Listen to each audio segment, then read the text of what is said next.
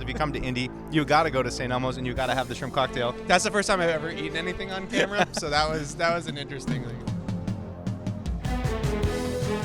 Day 3 from the 2024 Scouting Combine is officially in the books. It's also Leap Day, Evan, so I don't know what that means, but whatever. It's a special day, I guess, all around. We got to hear from the tight ends, the safeties, and the cornerbacks today. And let's kind of attack those in order of importance to the Patriots.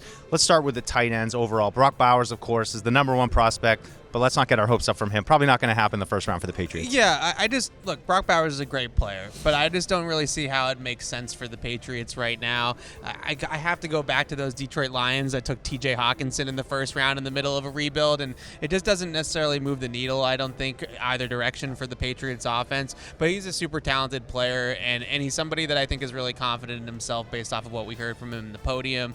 Models his game after shocker Travis Kelce, someone like that.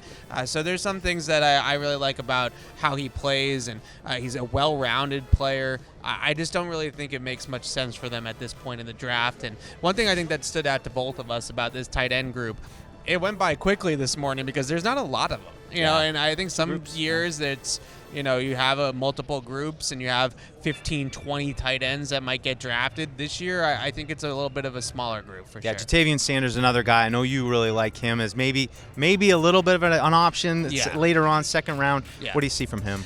Well, honestly, I think that it's twofold. I see a lot of yards after the catch ability, a lot of ability to play in space and run with the football. That's very impressive. But he talked about his ability to stretch the field vertically, which I think is going to be valuable for him in the NFL, running the seams, post routes, corner routes, things like that from that inline position or even a detached position. One thing with him, he's going to have to improve his blocking if you want him to be a true hand in the dirt tight end. But if you're just looking for an impact playmaker, and I keep going back to the same comp with this AVP offense, which is David Njoku in Cleveland, just one of those guys that's an extremely explosive player with the ball in his hands and before the catch in his routes that can create big plays for this Patriots offense. All right, one guy I got to bring up, Ben Sinnott, hockey player, so of course he's my guy. Led his team in penalty minutes and scoring, so that's my kind of guy. Another one, I know you saw him down at the Senior Bowl as well, so we're getting into some of these later round options. It feels like almost a must that the Patriots have to draft one of these guys. Some big questions at the tight end position. Yeah, I was really impressed with him down at the Senior Bowl. He's got great versatility. He can play in multiple spots.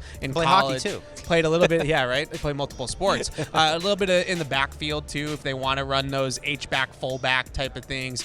Can play in the slot, can play in line. He's one of those players that I think NFL teams are going to look at and say, we're not going to put you in one spot. We actually like your versatility. We're going to lean into that versatility. And I liked him at the top of the route too in Mobile and some of the one-on-ones that we saw. Really strong hands, good at the catch point, can kind of wall off defenders there at the top of the route. So not the most dynamic playmaker at the position in the passing game, but just a well-rounded, versatile tight end that I think could help the Patriots. Yeah, just a few there. There, not a lot of guys, but again, a position group very important in the Patriots. Let's move on to the cornerback position, and we've talked about this one. It's a little bit of a sneaky need, I think. Maybe in the slot, you can always use these guys. We know last year they lost some guys. What's going to happen with J.C. Jackson?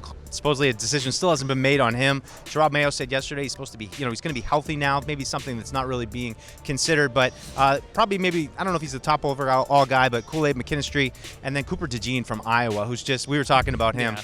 This is like a Patriots defense. Probably not a guy that the Patriots are going to be able to take, but just fits their defense really well. Yeah, Cooper DeJean's a guy that Bart's been telling me for about 6 years, just saying, this is a Bill guy. Obviously, we don't necessarily know if that's how they're going to continue to draft, but someone that can just play every single spot in the back end, whether it's safety, it's corner, outside corner, nickel. He can play everywhere. So I look at this cornerback group, and it's deep. I wouldn't say that there is that top guy that's a top 5, top 10 pick lock, but it's extremely deep, and it's a good class in those, let's say, 15 to 65 range. A couple guys that stood out to me at the Senior Bowl, and I've noticed here, Cam Hart from Notre Dame, physical, long, athletic outside corner. I feel like we're always talking about with this Patriots team since the prime days of the Gilmore, J.C. Jackson secondaries, 18, 19, is sort of that third cornerback spot, that rotational guy that's going to come in against 11 personnel. How are they going to fill that spot? Is it Alex Austin? Is it Marcus Jones coming back? They have a little bit of a need there. So a couple guys who just caught my mind. Max Melton. I just had his Mad Max. Yeah, Rutgers guy. I don't know if we're still doing the Rutgers guys, but just another guy that made an impression on me. I don't know if it was maybe his Mad Max chain that he had on. Looked pretty cool, pretty bedazzled. But another guy, just to mention, Mike Sain Ristel. I'm still getting that one down. Sain Ristel, local kid, but really liked hearing from him. Michigan defense, position change, so really kind of excelling. But another guy that said he feels like he can play a lot of different spots in the secondary. Yeah, just one more for me too. I talked to some of the Miami guys about somebody I think that Patriots fans should familiarize themselves with in the organization. That's Alonzo Highsmith, who the Patriots brought in from the University of Miami, and their players just spoke extremely highly. We have to bring this up. Like, we can't just ignore all right, we're going to take a little. Now. It's not even a break, but if there's one thing that you have St. to do Elmo's in Indy, is here, I think. is you got to go to St. Elmo's and you got to eat the shrimp cocktail. Right now? I'll do it. Reaction, if that's okay. Oh, we've you're had gonna it get before. And here we go, guys. Well, the reaction's always like, Oh my! He just popped the whole thing in his mouth, didn't he? That's savage. Water. It's amazing, and it's hot. So good. Whew. All right, We're alive. so my eyes We're are good. watering, and I'm gonna power through this. That's my favorite thing about Indianapolis right there. I'm not even just saying that because they're standing. No, right here. we've already had one, and thank you guys. It's amazing. And we already have been to St. Elmo's, and we had our own. You were talking about already going back to get another just to get the shrimp cocktail. Oh yeah, absolutely. So you still have even I more. still So a brief break here in our breakdown, but I think an important part, because if you come to Indy, you got to go to St. Elmo's and you got to have the shrimp cocktail. That's and the you saw first how time hot I've it is. My ever- eyes are still watering. That's the first time I've ever eaten anything on camera, so that was an interesting thing. Hopefully it wasn't gross. We'll wrap this video up real quick just with the safety class, which, again, we talked a little But bit we're about. still talking about football. No, we're going right back into football. You guys know that's what we're here for, right? Shrimp and football. That's what this week is all about. But the safety position, we talked a little bit.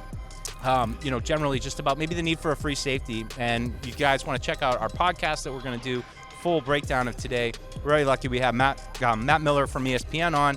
Talk to him. You asked him a little bit about free safety and what that position could look like in this Yeah, draft. he pointed out the kid from USC, who I'm blanking on his name right now. You can look it up in your little packet over there. I got for my me, packet. dudes. But I think that's the biggest thing that I look at in college football right now. This Patriots defense, just from a big picture standpoint, they've run so much post safety, whether it's man-to-man coverage, cover three, whatever it is. And in college football, everything is so quarters heavy nowadays. It's a lot of split safety coverage, and you don't necessarily see that single high center fielder, that Devin McCourty type of player anymore at the college level. So a guy that can really do that is Cam Kitchens from Miami. Like, he's probably the poster of this draft in terms of that range, that ability to go over the top.